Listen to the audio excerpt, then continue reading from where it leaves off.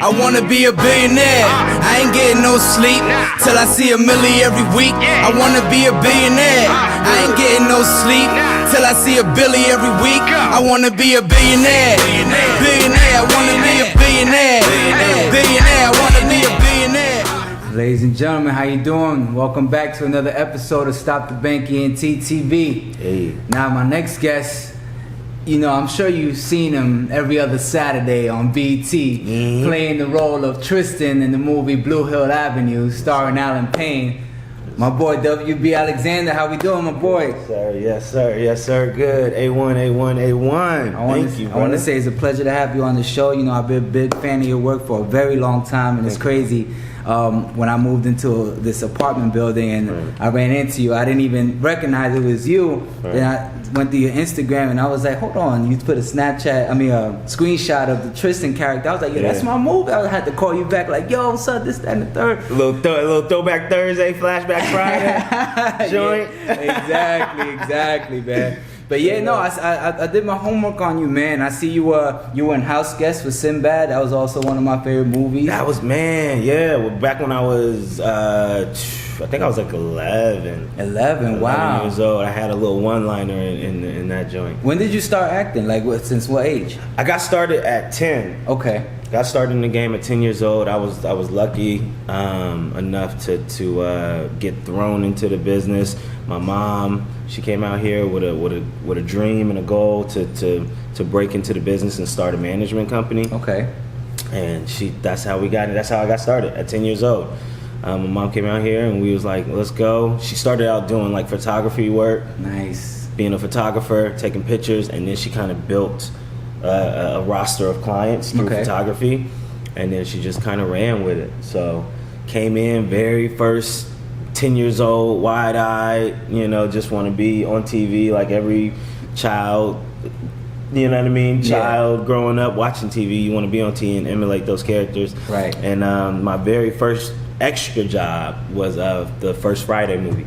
Oh, wow. Yeah, with Ice Cube, Chris Tucker, Megan Good. So wait. Now, what part did you play an extra in Friday? They actually bumped me up to like one of those special, you know what I mean, background actors. I was in like scenes you'll see it and you'll be like, that's that nigga B. Yeah. But I played. So remember the kid on the bike? Okay. That was knocking over trash cans. Right. They bumped me up to his cousin. Okay. Right? I was his cousin. So whenever you saw him knocking over trash cans or whatever, you saw me in the movie. And then I was in the liquor store scene when he fell. Oh, okay. There was two kids in the back. Okay. And then we was watching them like bug out, tripping, acting like we was stealing candy and shit. Yeah. And then the ice cream truck scene with all the kids. Right. And when Smokey came up and he was pulling people, knocking people up. Yeah. And you know what's crazy? I think I remember you from that scene specifically, but correct me if I'm wrong, Megan Good was in that scene also, right? She had the little side hat and all that. I hate him. Yep. Okay. Yeah. I know my movies too, you know. I watched a lot. Yeah, I also see you were on the Walker the Texas Ranger with Chuck Norris. With Chuck Norris, yeah. Right. Walker Texas Ranger. That was like one of my first. No, not my first. My very first like speaking role as a kid was on a show called VR Troopers. Okay. Which was like the competitor to Power Rangers. Okay. It was huge in California at least. Okay. So VR Troopers, that was my very first speaking lines. I remember it was my very first time getting a trailer. I was amped. They couldn't tell me nothing. Amped up, like, you know what I mean? Mm-hmm. It was the first time I always told myself I wanted a trailer, so I was acting like big shit. I'm only 11 years old, but I'm like, can't nobody come in my trailer. Right. My mom had to tell me to calm down. Like, I'm like, nobody's coming in my trailer. You know what I mean? I got my own trailer. I got the door open. I'm like chilling. Yeah. So that was my very first speaking role, and then I ended up booking Walker Texas Ranger like months after that. And that was my very first time traveling, doing the show, because they shoot that in Texas. Right. So flew out to Texas. I was out there for like 2 weeks. Okay. Flew my grandma out there. Nice. Rest in peace. She passed away. Sorry to hear that. Man. Thank you. But so yeah, that was an eye-opening adventure for me as a I think I was like, at that time, I think I was in 7th grade when I did Walker Texas Ranger. Right. But it was like, it was popping because niggas didn't know Mila Kunis. It was Mila Kunis. This is before Mila Kunis was Mila Kunis. So Mila Kunis, me, this other Mexican cat that was popping at the time. I forget his name, but he was popping in the business at the time, like always working. So it was about these group of kids, badass kids. Walker Texas Ranger takes them out to like this camp to get the inner city kids like back on track or whatever. Right. And on the way out to the camp, me and my boy, we see a bag of money in the car. We end up stealing the money, but it's the bad guys. Right, so they end up tracking their money down, finding us at this camp or whatever. But the kids in it, like I said, Mila Kunis, and other childhood actors at the time in it. But it was dope. That was incredible. Just being away in Texas for 2 weeks as a kid. Right. You know what I mean? Living that life. So it was dope. It was super, super dope. Yeah, you did a lot, man. I also saw you were on One-on-One with Flex and on the episode of Martin, right? Yes.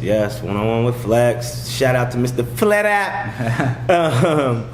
One-on-one, that was dope. That was a dope experience because Kyla Pratt, of course, Flex, Spirit, who is this chick named Cicely, Robert Richard, a bunch of working actors. So it's in this business, it's always dope, you know, reflecting on like the old work you did and seeing like the people that have grown from that. And you know what I mean, you see these, I mean, Kyla Pratt, you know, she's Kyla Pratt, Mila Kunis is Mila Kunis, and then all these other list of stars, Megan Good before she was Megan Good. Yeah. You know what I mean? So it's dope to see that.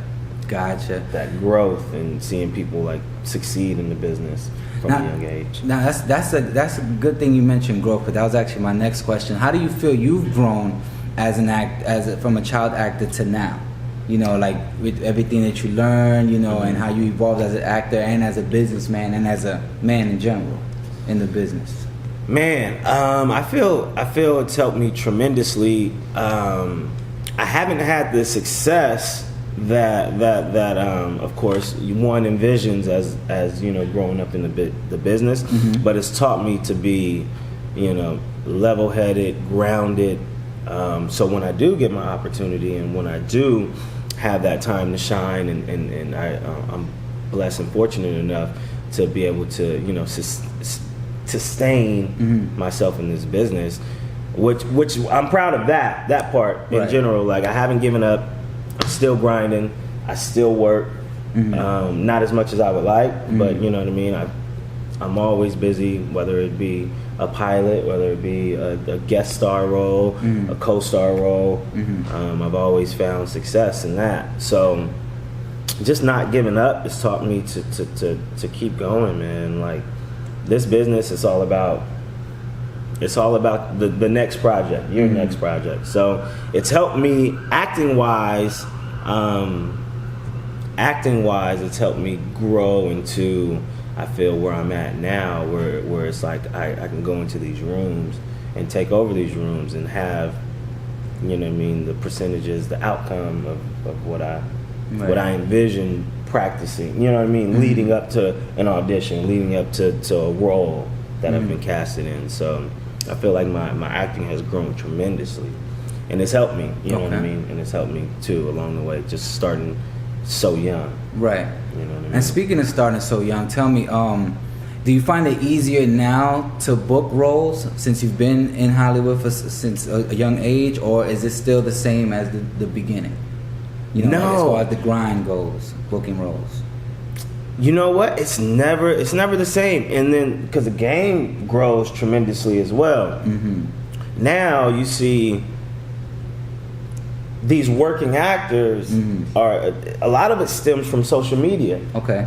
You know what I mean? It's way different from when I got into the business, and it was all about, you know what I mean, your agents and your managers pushing you and getting you these auditions, and then whether you book it or not, you know what I mean? But now it's like you could just put content on social media, and if the right person sees it, you know what I mean? Right. They're going to hit your line. Yeah, you know what I mean? So it's a lot easier, I would say now. But it's also, I think it's also crippled me because, you know, or a lot of actors, a lot of my friends that I keep in contact with still to this day, started at a young age too, and they're finding it difficult as well, because if you're not part of that new millennial that found a way to just put content out there, whether it be good or bad, you know what I mean, it doesn't matter, right? You know what I mean? It's like whatever they put on social media, it's like you like it or not. And most people find it funny or find it whatever, you know what I mean, and then you get respect in that aspect of the game, because it's like you're just putting out content. You know what I mean? Content. They say content is king. Yeah. So it's like, if you're not afraid to just pick up a camera and shoot, right, somebody's going to see it. Right. Compared to these actors that started at 10, 11 years old and they low-key find it corny, right, to just put meaningless content out there. Right. You know what I mean? But that's not the way it is anymore. Right, and they're the ones getting passed by the new guys, because the new guys are taking advantage of this new method. Exactly. Gotcha. That's exactly what it is. These new cats, they coming from New York, Chicago, Florida, wherever, and they like, I'm trying to get in the business. How can I do it? Okay. They're hungry. They're hungry. Right. Let's pick up the camera. Let's shoot. Okay, nigga, you walk up, and then he walks this way, and just shoot it. Let's put it together. Give me 2 hours to edit it. We'll put it up tonight. Boom. That's it. You're getting thousands of views. So it's like, you know what I mean? I think for me, myself, it took me a while to get into that mode. And now I feel like I'm in that mode to where, like, I just want to create content.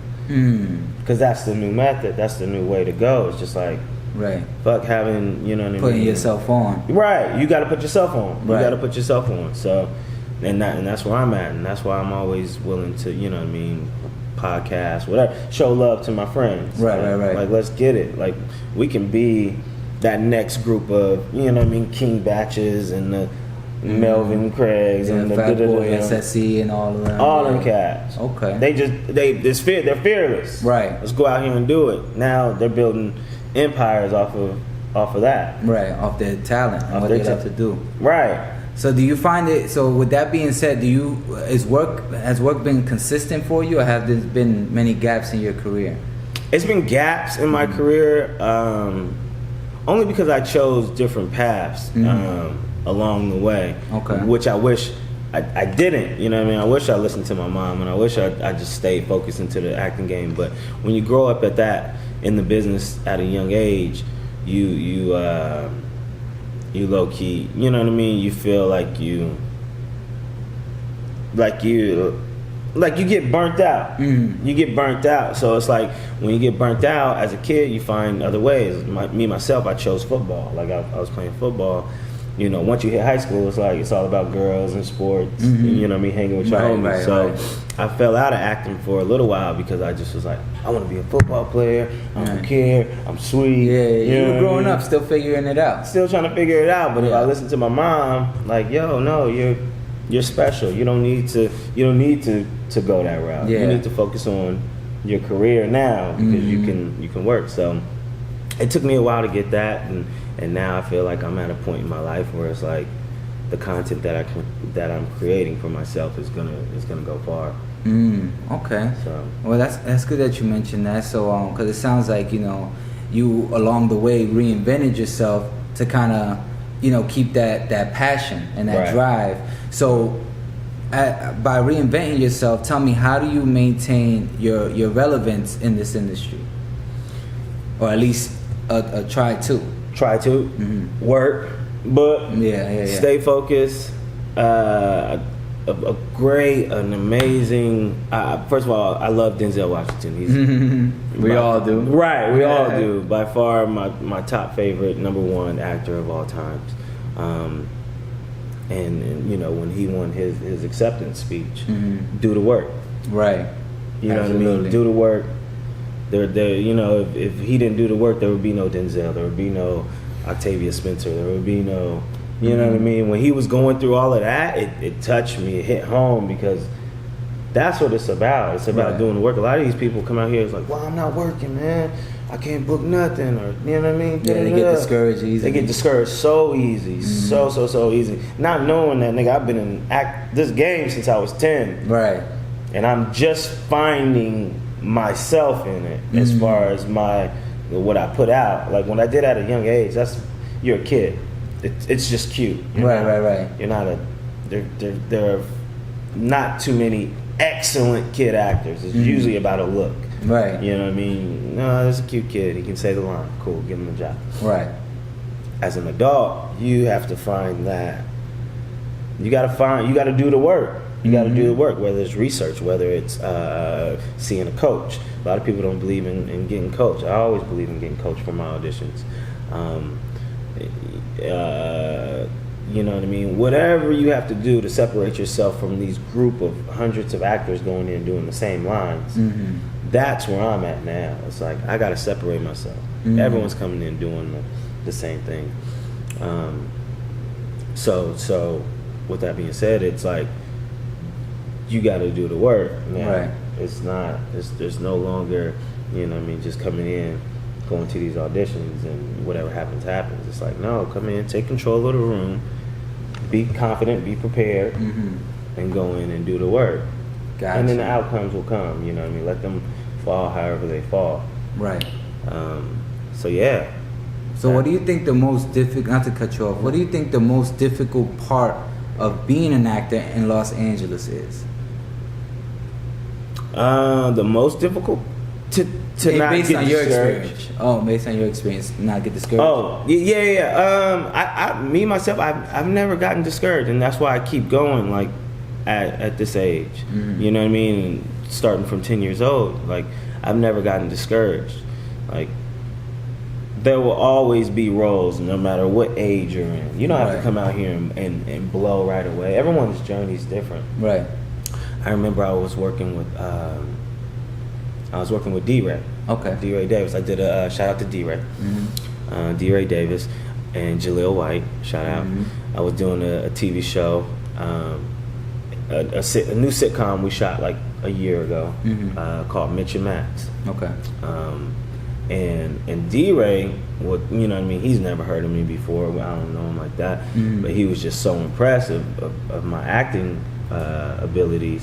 He was like, yo, where are you from, bro? Like, how come I've never heard of you? Like, you're a dope ass actor. Who are you? And I was just like, you know what I mean? Everybody's journey's different. Like, you know what I mean? Everyone just can't come in and be on TV. That percentage is really low. Like, it definitely doesn't work like that. It don't work like that. You know what I mean? So it was just, it felt good for him to say that, being D-Ray Davis, this big comedian, and me, you know, just let him, like, yo, everyone's journey is different, but I feel I'm ready now. Like, I'm ready right now. Maybe I wasn't ready when I was 25, 26, 27, 28, but I'm ready now. Right. I'm focused. I'm ready to work. I'm hungry. I want to take care of my family. You know what I mean? Be able to spend time with my family, vacation when I want to vacation. Right. All of that. So, yeah, that's the main thing, man. For me, it was just never be discouraged. Keep going. God has a plan. You know what I mean? So. Okay. Yeah, and that kind of tied into my next question, because I was going to ask, what's the most important lesson you learned from your career as an actor? And it sounds like it's not to get discouraged, but is there anything else besides that you feel was an important lesson that you learned in your career as an actor?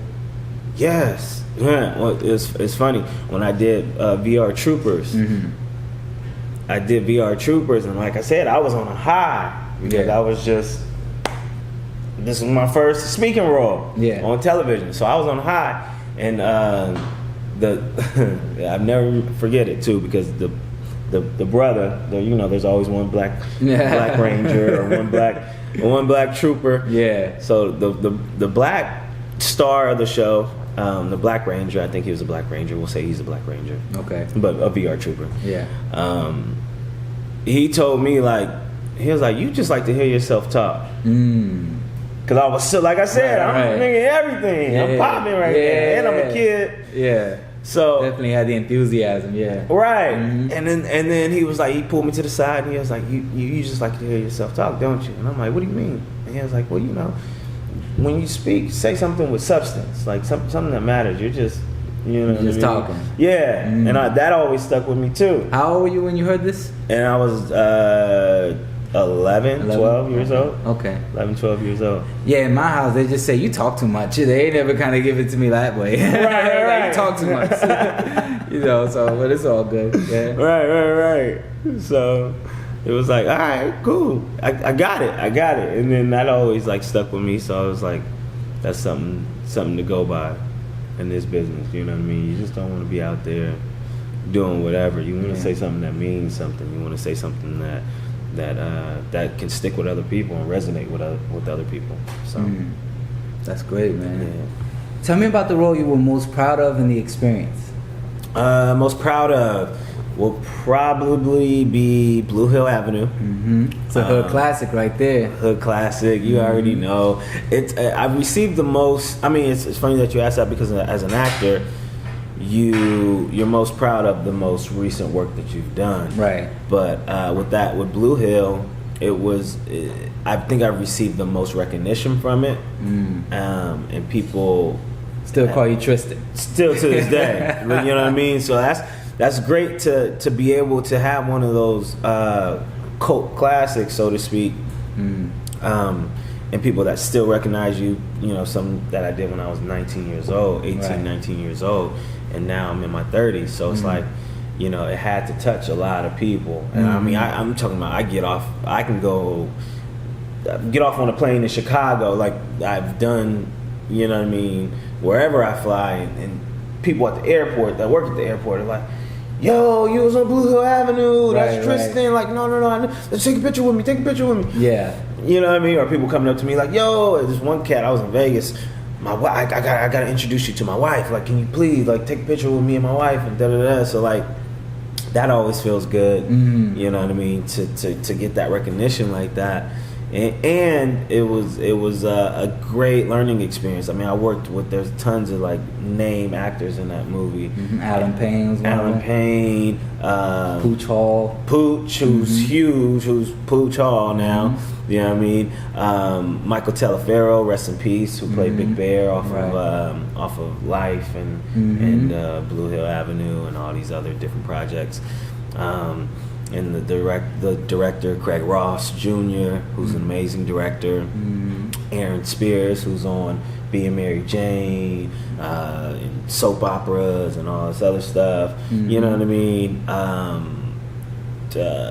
The white guy that played the detective, I forget his name. Yeah. But I seen him in a few things also. Yeah, like it's a lot. It's a lot of people in that movie.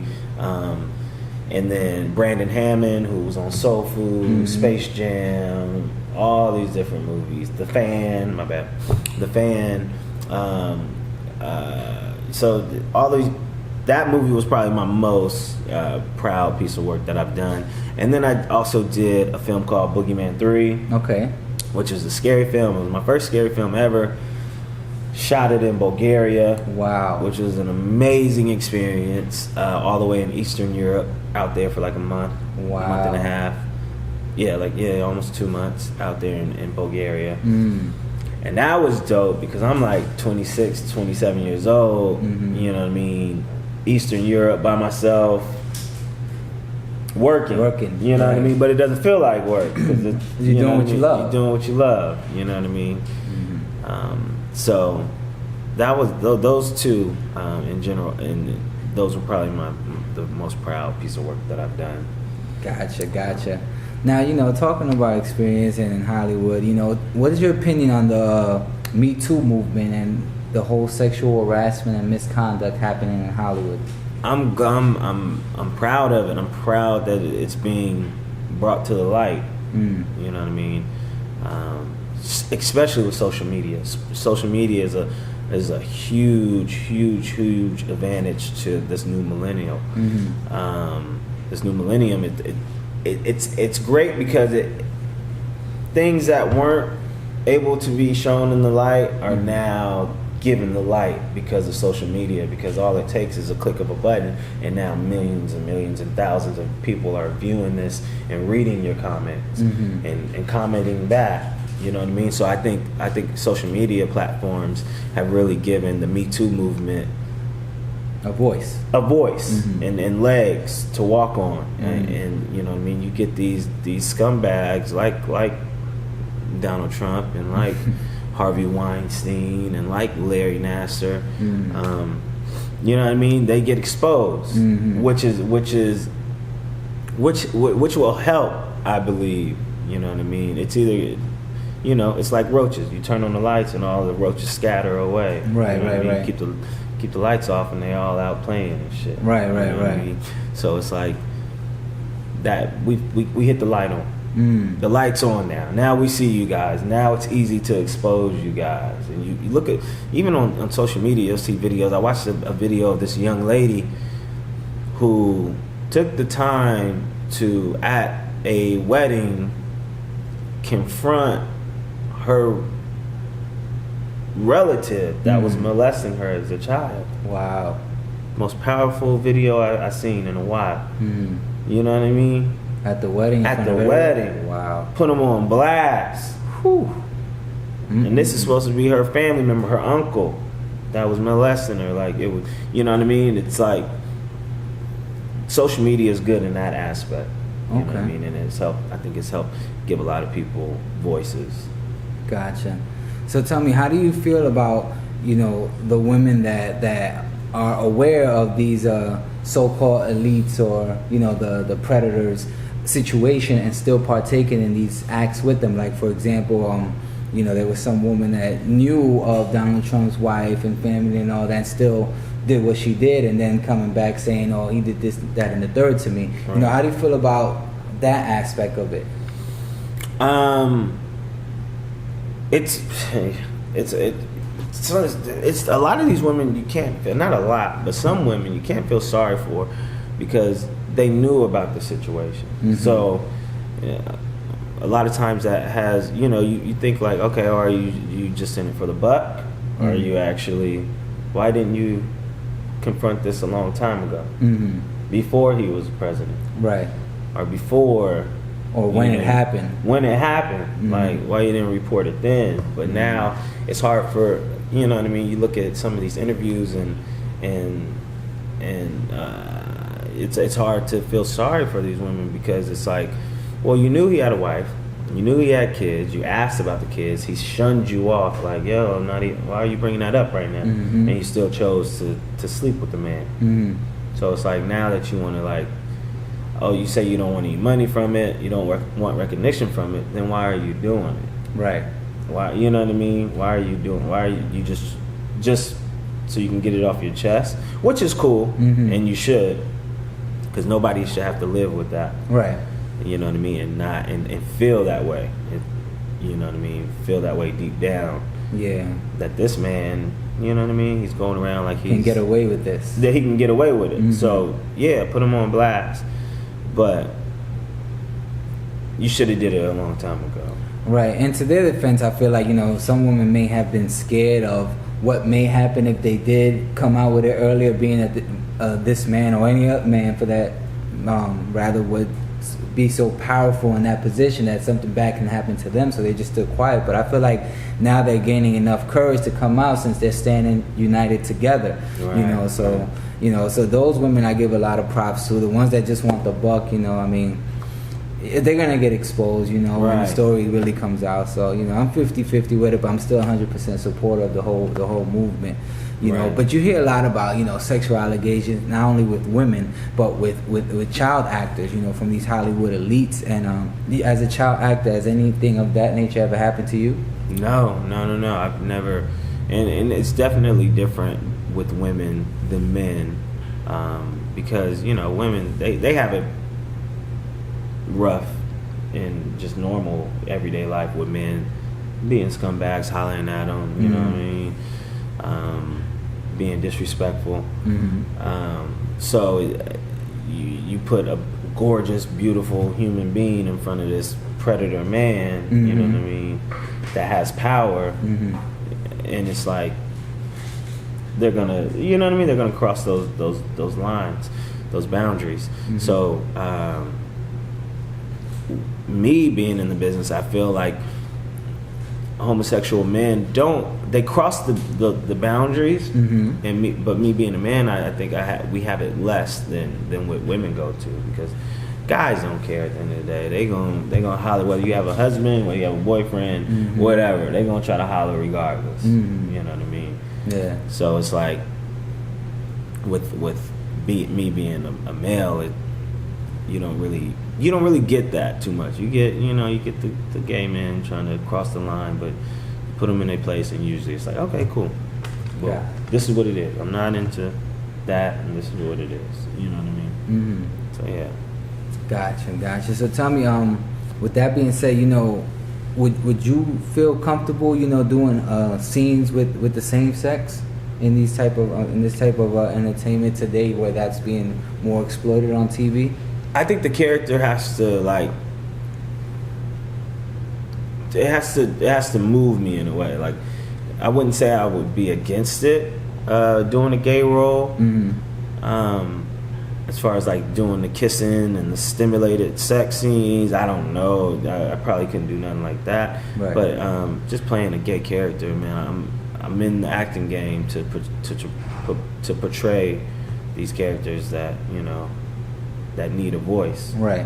You know what I mean? So what you're in this business and what you signed up for. But you always stay true to yourself. You don't, you know what I mean? If your beliefs and your beliefs, you stick by those beliefs. Right. You know what I mean? You don't lower Your yourself. standards. Yeah, you don't lower your standards. Have your boundaries. Exactly. Your standards and things like that. Just because you want to be on. Right. Don't sell your soul, so to speak. Exactly, so to speak. It's like, don't sell your soul just to get a buck. Yeah. It's like you still have to stand for something. Right. No, I feel the same way, bro. I'm at the level of my career where I haven't had those opportunities presented to me, but honestly, like I feel the same way. Like I couldn't do the stimulated sex or the kissing scenes, or even the title for that matter. I guess I'm not that level of my career where I'll be okay with that, because it's not in me, And I know we're acting, but at the same time, I have standards, I have boundaries, and I have integrity that I stand behind, and the people that look up to me stand behind me. You know what I'm saying? So I'm just gonna go for the roles that I feel best fit me. You know what I'm saying? And I just can't sell my soul like that. Right. But yeah, that's good, man. I'm glad we got that out the way. So tell me, are you a family man? Family man, man. I got a 5-year-old. Okay. I got a girlfriend of 8 years. Nice. Looking to settle down and make her my wife. You know what I mean? Probably propose sometime this year. So that means I can't release this year. She can't see this year. I was trying to release this next week. You can release it for sure. This is talks that we've already had. She knows what the deal is. She'll never know when it's coming, but she knows what the deal is. You know what I mean? So yeah, it won't be it'll be a surprise when it happens, but she's not surprised. Yeah. That word. I mean, yeah, you guys have 8 years in, so. Yeah, the old ball and chain. 8 years in, right? Are they is your family in the business as well? Yes. Both my little one, my 5-year-old, she's in the business. Wifey's in the business. We actually met in the business. She came out here after finishing up college. Was looking for representation. My mom, who's a talent manager, she actually. She was at the same agency that Utopia was looking for representation at. Right. And she came across her and loved her look, let her know that she was a manager. And she had a really good in over at Abrams Artists, and she could get her in there. So she ended up signing her as a client. Wow. Yeah, it's crazy. And then when she left the meeting with the agency, my mom called me like, I found your wife today. Playing around. Mom, you had it all set up. Yeah, Mom's had it set up. So she was like, I found your wife today. And I'm like, what are you talking about? I met this girl. She has great energy. She has a dope personality and blah, blah, blah, and blah, blah, blah. I'm like, let me see what you're talking about. Yeah. Let me Oh, see. wow. Let me see. So it was dope though because at the time she was taken, so it's not like you know what I mean. She Like I got straight into it. right. So you know what I mean. We end up meeting at an acting class, and that's how we met. And then it just so happens that she was my mom's client, and we kicked it off about that, and we're talking about that, and then a couple months later, a year later maybe, she. Her and her old situation didn't work out, and then we started to date. And Came to the rescue. Yeah, history. It was history. My mom was right. She found my wife. Wow. There you go. You owe it all to your mom. Right. That's good. So tell me, now that all three of you are on the business, how do you plan to guide your family in the right direction to stay out of the quote-unquote dark side of Hollywood? Staying grounded, staying focused, putting God first. It always keeps you grounded. When you know that there's something higher power. Yeah, that you have to look up to and live your standards by. You know what I mean? We put my 5-year-old, she was going to a Christian preschool, and I think that really, and that has taught her a foundation of who God is, who Jesus is, and whatever along the way she picks up as she grows older, and whatever she believes in is what she's going to believe in. But just to start with that foundation, like me myself when I was younger, my grandma had me in church, so it helps as a child to give you that foundation, and so you won't be running around there and shooting up motherfucking schools and doing stupid shit like that. You know what I mean? Because those people are lost. You know what I mean? There's a dark side that they turn down. Yeah, at some point in time. Yeah, and you got to thank God every time you wake up for your sanity.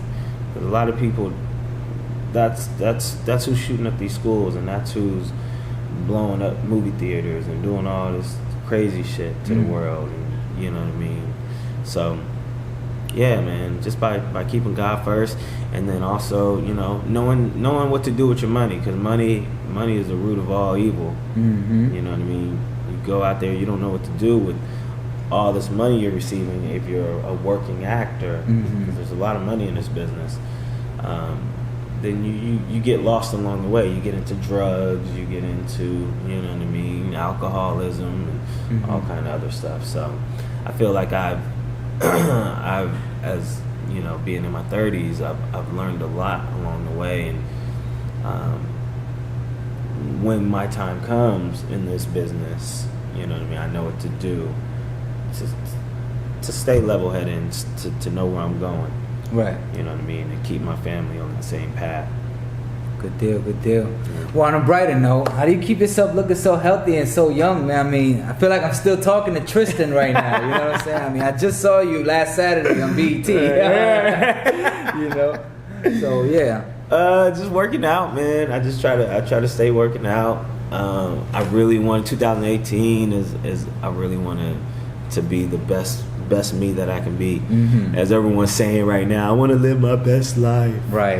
I hate that shit. And that's what's about social media too. I hate these fucking hashtags and this fucking shit that just takes on another different personality, and everyone's all of a sudden, everyone wants to live their best life. Everyone wants to, you know what I mean? Yeah. The vibes, the waves are real. Yeah. Like, you know what I mean?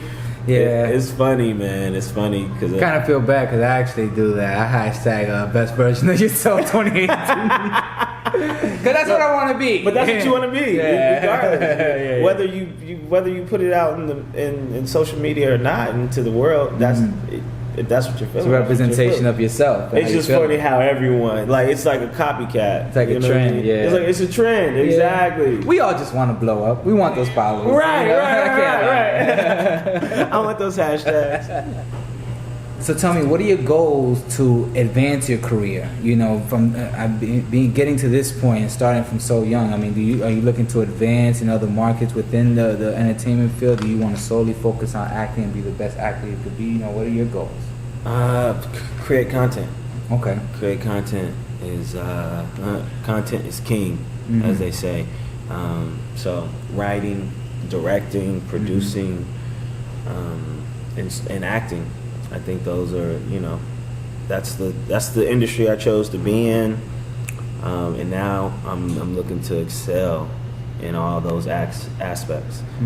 Working right now, I just finished up writing a short film. Okay. That's gonna focus on a lot of what's going on currently in our society, police brutality, Me Too movement.